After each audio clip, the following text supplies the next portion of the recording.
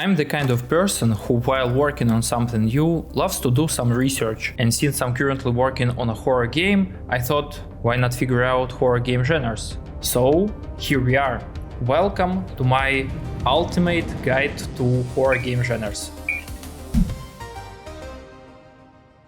The first thing we should discuss is the horror genre itself. What horror actually is. I think the most common idea of horror is that it's something that makes you feel scared. You can see this especially in indie horror games, where young developers rely heavily on jump scares and, well, basically that's it. They just use a lot of jump scares. That's actually a misinterpretation of the genre. If we look at the definition of the word horror, we will see that fear is just one of the possible ingredients of this complex symphony. Later on, we will see how this plays out in different subgenres. But for now, let's say that the horror genre is all about making player feel fear, anxiety, tension, or disgust, and about exploring the dark sides of human nature, the supernatural, death, and the unknown. The main elements here are emotional impact and an atmosphere of unease.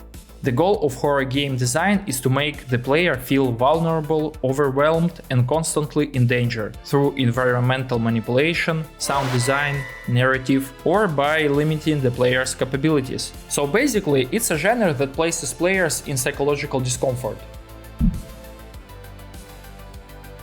The first subgenre we should discuss is survival horror. What's interesting here is that before the first game in the genre, Sweet Home, there were already plenty of games where the player had to pay attention to hunger, thirst, and other statuses that decrease over time, and that the player needs to refill in order to survive. This means there were survival games before the first survival horror. However, none of the mechanics that defined survival games appeared in either the first survival horror or the game that popularized and defined the genre, which, interestingly, was originally supposed to be a remake of Sweet Home. I'm talking about the first Resident Evil. The game cemented its key principles as the gold standard for the genre: resource management, a weak protagonist, puzzles, and a mediocre combat system. If you think about it, the only thing that reminds us of survival here is resource management. It would actually be more accurate to call something like Don't Starve a survival horror. But anyway, this is the most popular subgenre and basically the one most closely associated with the term horror games. Also, here's a funny fact. The game that defined the next subgenre we will talk about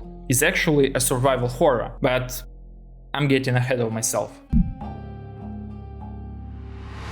Psychological horror is a strange genre, because if we try to define it and look at the brightest, or should I say darkest, games of the genre, we will notice that the gameplay doesn't matter. Anything could be a psychological horror, point-and-click game, visual novel, or Resident Evil clone. It makes no difference. What matters is the theme and atmosphere. Psychological horrors are about eternal conflict, sanity, perception of reality, mental problems, and so on. You can say that survival horror makes you fear for your character's life, while the stake of psychological horror is your own mind. The first game in the genre is Phantasmagoria, a story about a writer who moves into an old mansion on an island seeking inspiration, but the house hides a dark force. Sorry, wrong footage. But anyway. It's a point-and-click based on a full motion video created with real actors. Here you could notice that if the first game in the genre was basically an interactive movie, there is no wonder that movies continue to be the main inspiration for these kind of games. So is Silent Hill, the biggest and, in my opinion, is the best series in the subgenre.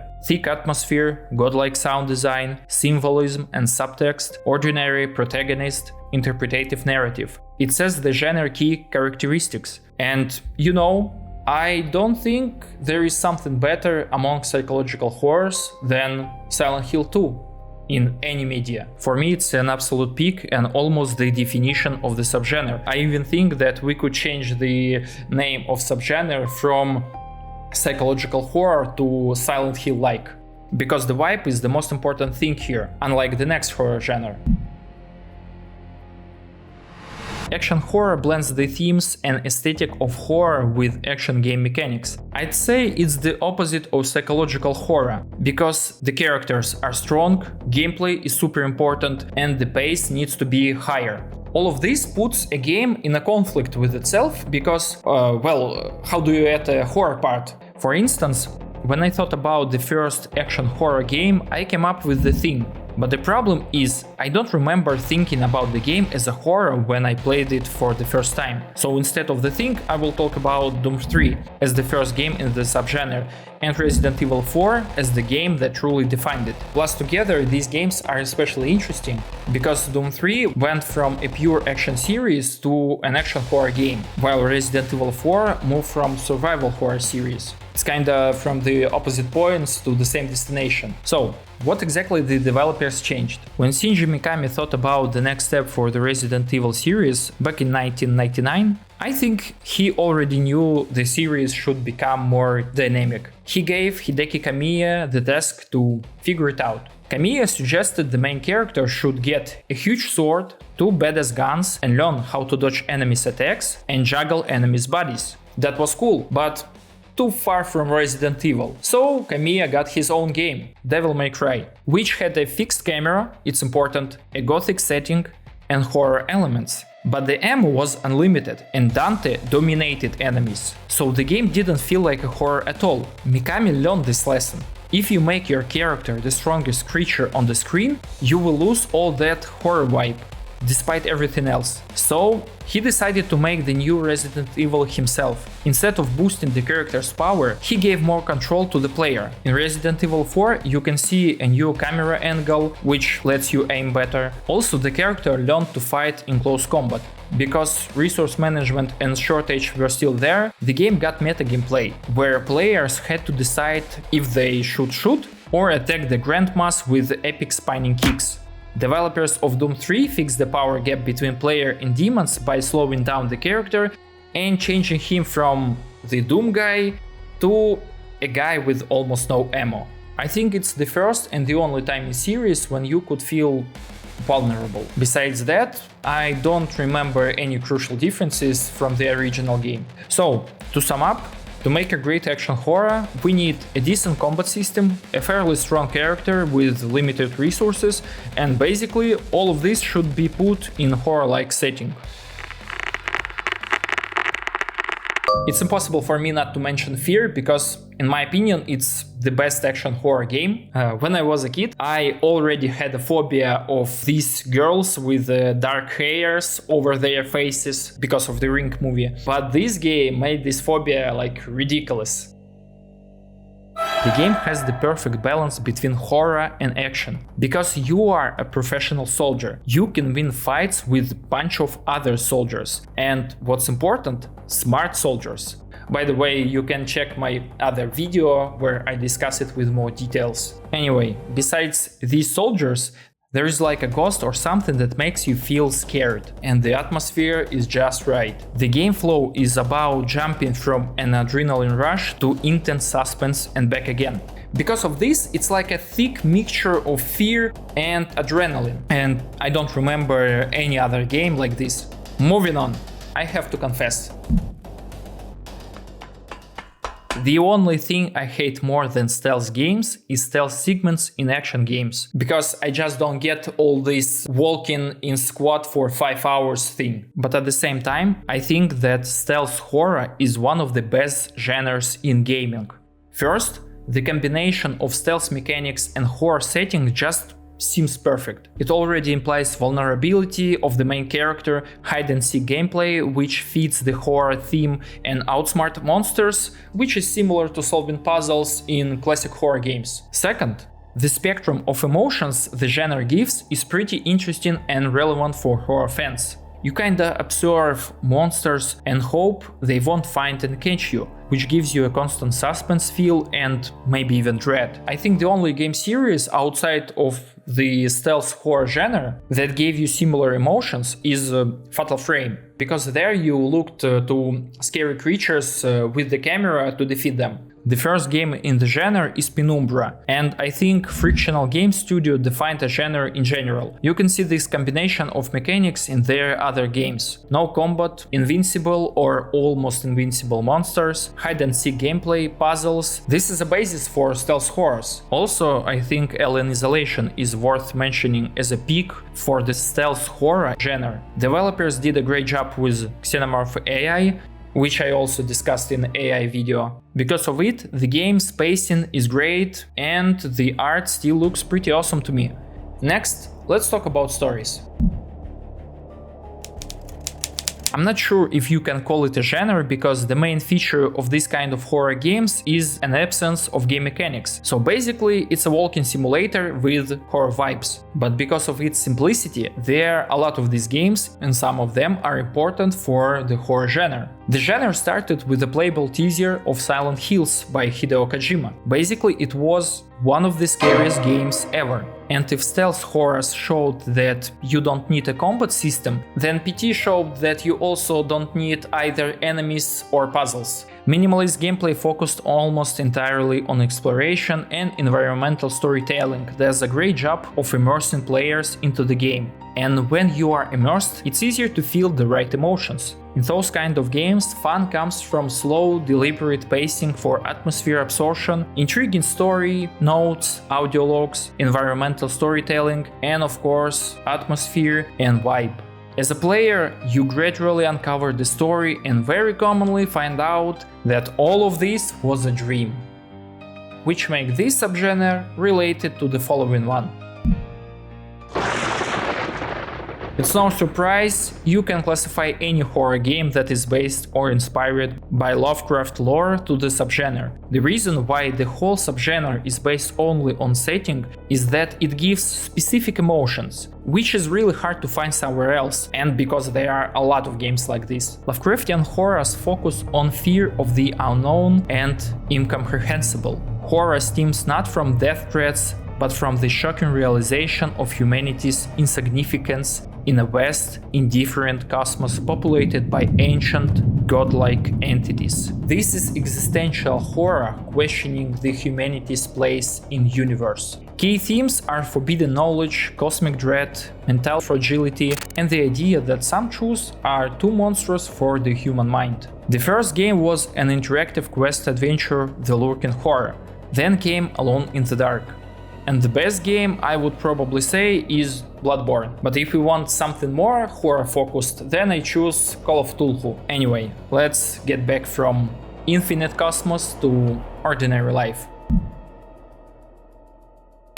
At first glance, Japanese horrors might look like another setting-based genre. But it's not like that, because it takes a completely different approach to scaring, has pretty slow pacing and its own vibe. For instance, Silent Hill F was released last month. The main character is Japanese student, everything happened in Japan, you can find a kitsune mask, higanbana, torii-gate and other things associated with the subgenre, but it's not a J-horror. Ironically, the first Japanese horror wasn't in Japanese setting. It's a game called Echo Night by From Software. The main character is Richard Osmond. He explores a ghost ship Orpheus, where he must help restless spirits find peace. It's the first game which explored a quiet horror. Basically, we can name the subgenre the same way, and here we already can find these features. The main character, an ordinary guy, doesn't fight spirits, he helps them. So spirits here are not an absolute evil, they are victims who needs compassion. The same motive we can find in Fatal Frame, the game that defined the genre. It's a down-to-earth story about a girl who is looking for a brother in an old house, where of course she finds a lot of vengeful spirits. And you as a player can find out the story of literally every god there. And these stories are tragic. Also, the game has a very creative combat system. You need to take pictures of ghosts to seal them. Pacing is slow, and overall it's more about sadness and tension than gore, which make the horror feel deeper and more emotional. Fear is created through quiet moments and unsettling sound design rather than constant threats. So, key characteristics based on Japanese folklore, emphasis on atmosphere and dread, tragic ghost antagonist, everyday setting turned sinister, and slow burn tension. Also, I want to say a couple words about Chill SR team, who makes specifically 40 minutes J-horror games, as I understand. The characters in their stories are ordinary people who work night shift in a shop or clean up bathhouses. I recommend trying their games to everyone who wants to feel the vibe of the subgenre. Because there are a lot of smaller subgenres, which are sometimes represented by 1 or 2 games, I decided to speedrun them. So here we go. Body horror. It focuses not on fear, but on the deeply disturbing and disgusting. While it's not yet a fully formed subgenre in gaming, many titles incorporate its visceral elements, which are unnatural transformations, mutations, mutilations, parasitism, and disease. It taps into the primal terror of losing control over our own flesh, and the horrifying possibility that our bodies might betray us. We can find all of these elements in games Scorn and No, I'm Not a Human. Folk horror. Folk horror draws its terror from folklore, pagan traditions, and isolated rural communities with strange beliefs and rituals. Moondown is a great example here. It sets in a hand-drawn, pencil-sketched Alpine valley steeped in Swiss folklore. You unravel disturbing traditions and dark secrets to solve your grandfather's mysterious death. Also, Black Book and One-Eyed Liho is good examples. Mascot horror. This is a relatively new indie subgenre. The main idea is to take friendly, childlike aesthetics, cartoons, animatronics, toys, and corrupt them into monstrous threats. The horror stems from cognitive dissonance.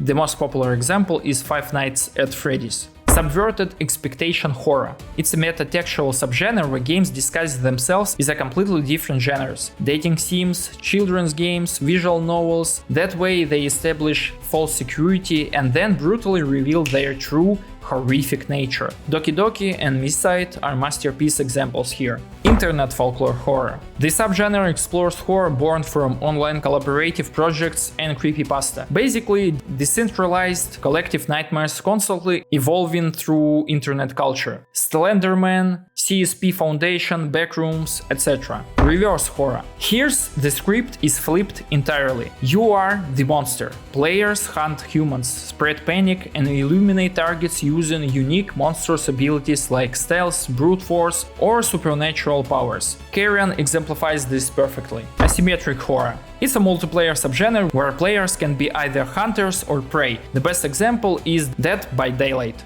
Found footage. Found footage mimics cinematic found footage style through diegetic cameras, handheld, bodycam, phone.